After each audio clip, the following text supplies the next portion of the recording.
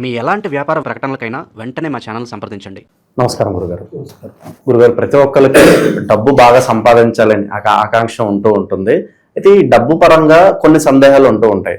అసలు జీవితంలో మేము ధనవంతులు అవ్వగలమా, మాకు అసలు ధనయోగం ఉందా లేదా అని చాలా మంది అడుగుతూ ఉంటారు. అలాగే జ్యోతిష్యం చెప్పేటప్పుడు కూడా ఒక వ్యక్తి ఇతను బాగా సంపాదిస్తాడా లేదా అని చెప్పి ఏ విధంగా చెప్పొచ్చు గురుగారు? మనం ముందుగా అందరూ తెలుసుకోవాల్సింది, అందరూ ధనయోగులే.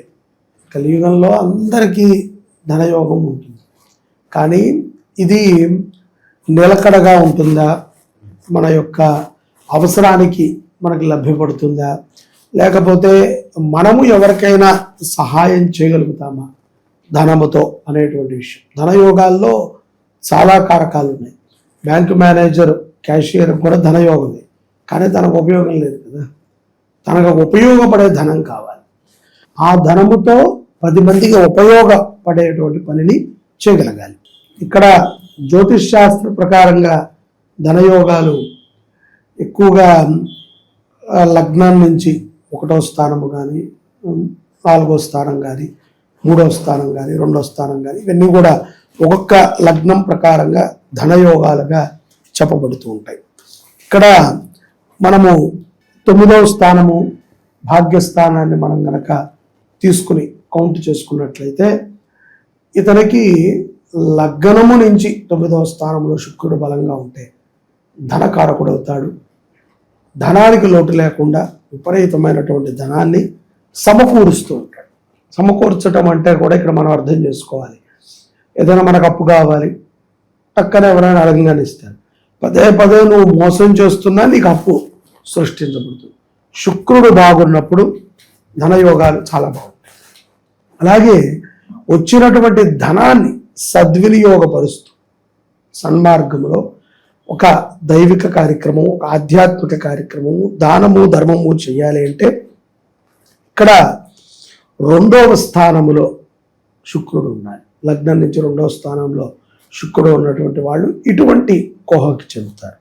అలాగే ఇక్కడ 1వ స్థానంలో అంటే లగ్నములోనే శుక్రుడు ఉన్నాడంటే కనుక లగ్నాత్ శుక్రకారకుడైనటువంటి వాడు కొన్ని సందర్భాల యందు ధనాన్ని విపరీతముగా సంపాదించే యోగ్యదాయకుడు, బిజినెస్ మ్యాన్లు ఆ యొక్క ధనము నుంచి ఎంతో మంది సుఖాన్ని, సంతోషాన్ని పొందగలుగుతారు. ఇక్కడ అందరికీ యోగం ఉన్నట్టే. చిన్నగా ఆటో జరుపుకునే వాడి దగ్గర నుంచి పెద్ద వ్యాపారస్తుల దాకా అందరికీ కూడా ధనయోగం.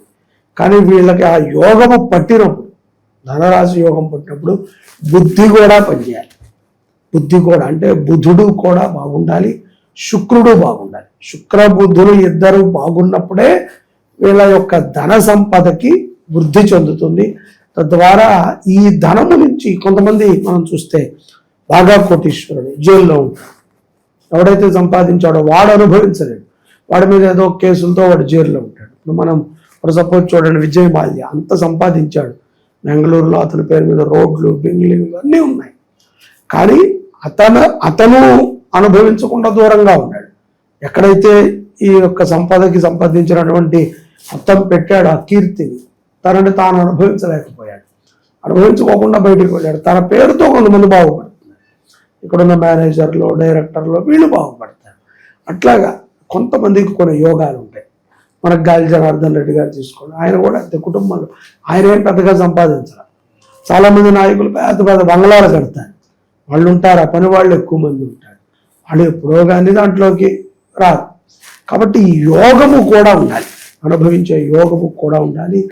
యోగము కొంత కష్టమైనప్పటికీ 9వ స్థానంలో శుక్రుడు ఉన్నప్పుడు అటువంటి వారికి యోగకారకం ధనం ఉంటుంది, భోగము కూడా ఉంటుంది. అంటే బుద్ధి సక్రమంగా పనిచేయాలి అన్న విషయాన్ని మనం గుర్తుపెట్టుకోవాలి. అలా ఉన్నప్పుడైతేనే సంపాదించినటువంటి ధనము ఈ యొక్క శుక్రుడి ప్రభావం చేత భోగకారకుడై వారి యొక్క స్థానాన్ని పెంచుతుంది, వారి యొక్క స్థాయిని కూడా పెంచుతుంది. ధనయోగం ఉంటే కనుక గురుగారు అది మన జీవితంలో అది ఏ విధంగా కనిపిస్తుంది అంటారు? మనకి అదే చెప్తున్నా కదండి, ధనము వచ్చినప్పుడు మనకి చాలా వినమ్రత, వినయము, విద్రుత ఇవన్నీ కలిగి ఉన్నాయి. అలాగే వచ్చిన ధనాన్ని మనము 10 చేయడానికి మనం చేసే ప్రతి పని కూడా కాలము సహకారముతో విజయాన్ని పొందాలి. మన జాతకంలో గురుగారు నిజంగా ధనయోగం ఉంటే గనక ప్రయత్నం అవసరం లేదంటారా? ధనం వచ్చేస్తుంది అంటారా యోగం ఉంటే గనక? ప్రయత్నముతో కూడుకుని వచ్చినటువంటి ధనమే నిలుస్తుంది. అప్రయత్నముగా చాలా మందికి ధనం వస్తుంది. లాటరీలో తగలటము, లేకపోతే ఎవరిదో బ్యాగ్ దొరకటము, ఇవన్నీ అప్రయత్నముగా వచ్చినటువంటి ధనము ఈ యొక్క జీవితంలో ఒక జనరేషన్ని మాత్రమే సుఖ సంతోషాలకు గురి చేస్తుంది. మరో జనరేషన్కి చాలా కష్టాలని దుఃఖాలని ఇస్తుంది. కాబట్టి ప్రయత్నపూరితంగా వచ్చిన ధనమే శాశ్వతముగా నిలుస్తుంది.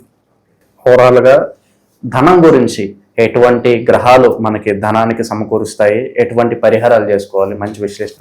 ధన్యవాదాలు.